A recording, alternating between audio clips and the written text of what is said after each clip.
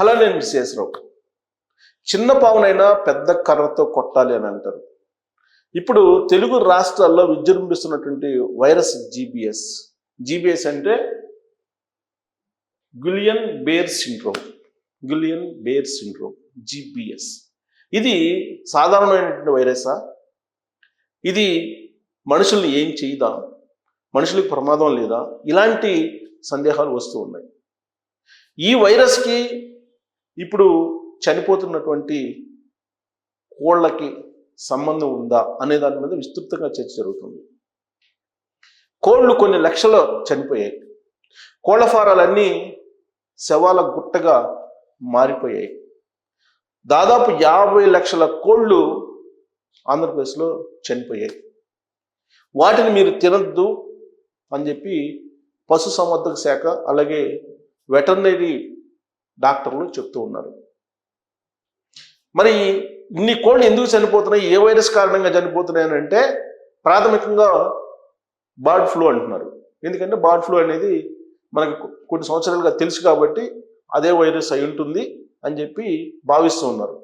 కానీ bird flu వచ్చినప్పుడు ఇంత పెద్ద స్థాయిలో లక్షల స్థాయిలో చనిపోవడం అది లేదు. కొన్ని కోళ్ల ఫారాలకు మాత్రమే ఆ వైరస్ పరిమితమయ్యేది. అది ఇతర కోళ్ల ఫారాలకి అంత ఈజీగా పాకేది కాదు. జాగ్రత్తలు తీసుకుంటే కంట్రోల్లో ఉండేది. కానీ ఇప్పుడు వచ్చినటువంటి వైరస్ ఏంటి అనేది ఈవెన్ వెటర్నరీ డాక్టర్లకు కూడా అందుబాటులో లేదు. అందుకే వాళ్ళు ఏం చెప్తున్నారంటే మీరు చికెన్ తినొద్దు అని చెప్తున్నారు. చాలా క్లియర్గా చికెన్ మీరు తినొద్దు అని చెప్తున్నారు. చికెన్ తింటే ఆ వైరస్ మనుషులకు కూడా వచ్చేటువంటి అవకాశం ఉంది అనేది వాళ్ళ యొక్క అభిప్రాయం, నిర్ధారించకపోయినప్పటికి కూడా. అందుకే చికెన్ తినొద్దు అని చెప్తున్నారు. ఆంధ్రప్రదేశ్లో టోటల్గా పౌల్ట్రీ ఇండస్ట్రీ కొలాప్స్ అయిపోయింది. 50 లక్షల కోళ్ళు కేవలం వారం రోజుల వ్యవధిలోనే చనిపోయాయంటే ఆ వైరస్ ఏంటి అనే దాని మీద ఇప్పుడు ఇన్వెస్టిగేషన్ చేస్తున్నారు. పశుసంవర్ధక శాఖకు సంబంధించినటువంటి అధికారులు, వెటర్నరీ డాక్టర్లు వీళ్ళందరూ కూడా అక్కడ అధ్యయనం చేస్తున్నారు. ఇదంతా ఒక పార్ట్ అయితే శ్రీకాకుళంలో జీబీఎస్ వైరస్ సోకినటువంటి 10 ఏళ్ల బాలుడు చనిపోయాడు. అలాగే హైదరాబాద్లో 4 days బ్యాక్ జీబీఎస్ వైరస్ సోకి ఒక బాలుడు చనిపోయాడు. మరి ఈ జీబీఎస్ వైరస్కి ఈ కోళ్ళు చనిపోవడానికి సంబంధం ఉందా? ఒకవేళ అదే సంబంధం ఉంటే కనుక కోళ్ళు ఎవరైతే చికెన్ తిన్నారో వాళ్ళందరికీ జీబీఎస్ వైరస్ వచ్చే అవకాశం ఉందని చెప్పి అనుమానిస్తున్నారు వైద్యులు. ఇదైతే ధృవీకరించట్లా. కాకపోతే మహారాష్ట్ర ఎపిసోడ్ కనుక తీసుకుంటే లాస్ట్ మంత్ అంటే గత నెలలో కొన్ని వందల మంది జీబీఎస్ వైరస్ కారణంగా చనిపోయారు. కానీ అది బయట రానివ్వట్లేదు. ఎందుకంటే భయానకమైనటువంటి వాతావరణం కల్పించడం ఇష్టం లేక మహారాష్ట్రలో కొన్ని గ్రామాల్లో 10ల సంఖ్యలో చనిపోయారు జీబీఎస్ వైరస్ తోటి. అది కూడా చిన్నపిల్లలు, ఎక్కువగా 16 సంవత్సరాల లోపు వాళ్ళకే ఎక్కువ మందికి ఈ జీబీఎస్ వైరస్ సోకుతుంది.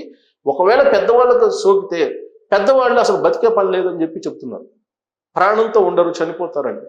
దాని యొక్క లక్షణాలు ఏంటి? జీబీఎస్ వైరస్ లక్షణాలు ఏంటంటే వన్స్ జీబీఎస్ వైరస్ సోకితే వేళ్ళు, చేతులు, అలాగే కాళ్ళు అడుగు తీసి అడుగు వేయటానికి అవకాశం ఉండదు అని చెప్తున్నారు. అంటే ఆ స్థాయిలో నర్వస్ సిస్టమ్ని డిస్టర్బ్ చేస్తుందని చెప్పి చెప్తూ ఉన్నారు వైద్యులు. జీబీఎస్ వైరస్ అంత ప్రమాదం. మనం కరోనా వైరస్ చూసాం. ఈ కరోనా వైరస్ ఎంత ప్రమాదకరమైందో మనం కరోనా ఫస్ట్ టైంలో అలాగే సెకండ్ టైంలో మనం చూసాం. సెకండ్ టైంలో అయితే కరోనాని చాలా లైట్గా తీసుకుంది ప్రభుత్వం కూడా. లాక్డౌన్లు కూడా లిఫ్ట్ చేసింది. దాంతో కరోనా ఒక్కసారిగా పాకింది. అందుకే మనం గంగా నదిలో కొన్ని వందల శవాలు కొట్టుకొని వచ్చినటువంటి దృశ్యాలు మనం చూసాం. కొన్ని వందల శవాలు. అలాగే దేశవ్యాప్తంగా కూడా అనేక మంది చనిపోయారు. వాళ్ళ లిస్టు ఎంత అనేది అఫీషియల్గా బయట రాకపోయినప్పటికీ కూడా పెద్ద సంఖ్యలోనే చనిపోయారు వైరస్ అప్పట్లో వచ్చినటువంటి కరోనా కారణంగా. ఆ తర్వాత కరోనా నుంచి బయటపడుతున్నటువంటి తరుణంలో ఆ కరోనా వైరస్ రూపాంతరం చెందుతూ ఇప్పుడు జీబీఎస్ రూపంలో వచ్చింది అని అంటున్నారు. ఈ మధ్యకాలంలో చైనాలో కూడా ఒక వైరస్ సోకటంతో కరోనాకు సంబంధించినటువంటి వైరస్ మరొక రూపాంతరం చెంది అక్కడ కూడా చాలామంది చనిపోయారు. లాక్డౌన్ కూడా విధించారని చెప్పి న్యూస్ వచ్చింది. కాకపోతే చైనాలో జరిగినటువంటి పరిణామం ఏది కూడా బయటికి రావట్లేదు యాక్యురేట్గా. కారణం ఏంటంటే చైనా నుంచి న్యూస్ బయటికి రావడానికి అవకాశం లేదు. అక్కడ ఉన్నటువంటి నియమ నిబంధనలు అక్కడ ఉన్నటువంటి ప్రభుత్వం కొన్ని పాటిస్తుంది కాబట్టి అది మిగతా ప్రపంచానికి తెలిసేటువంటి అవకాశం లేదు. అందుకే చైనా ఎప్పటికప్పుడు ఈ వైరస్ సోకినటువంటి ప్రాంతాలను లాక్డౌన్ చేసేసి ఇమీడియట్గా చర్యలు తీసుకుంటుంది. బట్ చైనాలో ఎప్పుడైతే లాక్డౌన్ ప్రకటించారు అని చెప్పి న్యూస్ బయటకు వచ్చిందో వెంటనే భారత ప్రభుత్వం స్పందించింది. కరోనా టైంలో ఏ విధంగా అయితే జాగ్రత్తలు తీసుకుంటున్నారో అలాంటి జాగ్రత్తలు తీసుకోవాలని చెప్పి మార్గదర్శకాలు ఆయా రాష్ట్రాలకి జారీ చేసింది. ఫస్ట్ 1 వీక్ మీడియాలో ఈ న్యూస్ వచ్చిన తర్వాత కొంత జాగ్రత్త పడ్డారు. ఏంటి, వ్యక్తిగత భౌతిక దూరం పాటించాలి, గుంపులుగా ఉన్నటువంటి ప్రాంతానికి వెళ్ళొద్దు, ఇలాంటివన్నీ కూడా కొన్ని. తర్వాత చేతులను శుభ్రం చేసుకోవాలి, బయటకు వెళ్ళొచ్చిన తర్వాత పరిశుభ్రంగా స్నానం చేసి ఇంట్లోకి వెళ్ళాలి, బట్టలను ఎప్పటికప్పుడు నీట్గా ఉంచుకోవాలి, ఇలాంటివన్నీ కూడా కొన్ని మార్గదర్శకాలు తెలియజేసింది. అయితే ఒక వారం తర్వాత ఈ వైరస్ ఏం చేయదు మనల్ని, ఈ వైరస్ వల్ల ప్రమాదం లేదని చెప్పారు. దాని గురించి మర్చిపోయారు. కానీ మహారాష్ట్రలో మాత్రం మరణ మృదంగాన్ని జీబీఎస్ వైరస్ మోగించింది. ఆ న్యూస్ బయటకు రాకుండా కొంత జాగ్రత్త పడ్డారు. బట్ ఆ జీబీఎస్ వైరస్ అనేది ఇప్పుడు ఆల్రెడీ ఆంధ్రప్రదేశ్లోకి తెలంగాణలోకి ఎంటర్ అయ్యిందని చెప్పి పోలీసులతో పాటు వైద్యులు కూడా అనుమానిస్తున్నారు. ఆ జీబీఎస్ వైరస్ కారణంగానే హైదరాబాద్లో ఒక బాలుడు, శ్రీకాకుళంలో ఒక బాలుడు చనిపోయారనేది ఇప్పుడు లేటెస్ట్ న్యూస్. కాకపోతే వాళ్ళు ధృవీకరించట్లే, ఇంకా కూడా మేము పరిశీలిస్తున్నాం, పరీక్షిస్తున్నాం, దాన్ని ధృవీకరిస్తామని చెప్తున్నారు. కానీ వాళ్ళు చనిపోయినటువంటి తీరుని కనుక చూస్తే జీబీఎస్ వైరస్ లక్షణాలతో చనిపోయారని చెప్పి ప్రాథమికంగా వైద్యులు అనుమానిస్తున్నారు. అందుకే ఇప్పుడు ఆంధ్ర నుంచి హైదరాబాద్ ఎవరైనా రావాలన్నా, ఆంధ్ర నుంచి తెలంగాణకి రావాలన్నా బోర్డర్స్ మొత్తం క్లోజ్ చేసేసారు. ప్రత్యేకించి అక్కడ ఉన్నటువంటి పౌల్ట్రీ ఫార్మ్స్కి సంబంధించినటువంటి ఏ సంకేతాలు కూడా, ఎలాంటి పరికరాలు కూడా తెలంగాణలోకి ఎంటర్ కాకుండా జాగ్రత్త పడుతున్నారు తెలంగాణ ప్రభుత్వం. తెలంగాణలో ఉండేటువంటి పౌల్ట్రీ ఫామ్ ప్రస్తుతానికి ఎలాంటి ఇబ్బంది అయితే లేదు భారీ స్థాయిలో. బట్ ఆంధ్రప్రదేశ్లో ఉండేటువంటి పౌల్ట్రీ రంగం అయితే కుప్పగూలిపోయింది.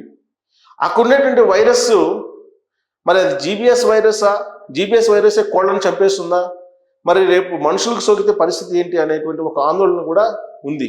ప్రస్తుతానికైతే ప్రాథమిక దశలో ఉంది. 2 రాష్ట్రాలు అప్రమత్తం అయ్యాయి, ఆరోగ్య శాఖల్ని అప్రమత్తం చేశాయి, సమీక్షిస్తూ ఉన్నాయి. ఆ వైరస్ని ఎలా కంట్రోల్ చేయాలనే దాని మీద ఆంధ్రప్రదేశ్ ప్రభుత్వం చాలా క్లియర్గా చెప్పింది. చనిపోయినటువంటి కోళ్లను కనీసం 3 అడుగుల లోతులో పాతి పెట్టండి, వాటిని బయట ఉంచొద్దు అని చెప్తోంది. అంటే ఎంత ప్రమాదకరమో ఈ వైరస్ అనేది మనకి అర్థమవుతుంది. సో జీబీఎస్ వైరస్ అనేది మహారాష్ట్ర నుంచి హైదరాబాద్ నుంచి శ్రీకాకుళం నుంచి చేరింది.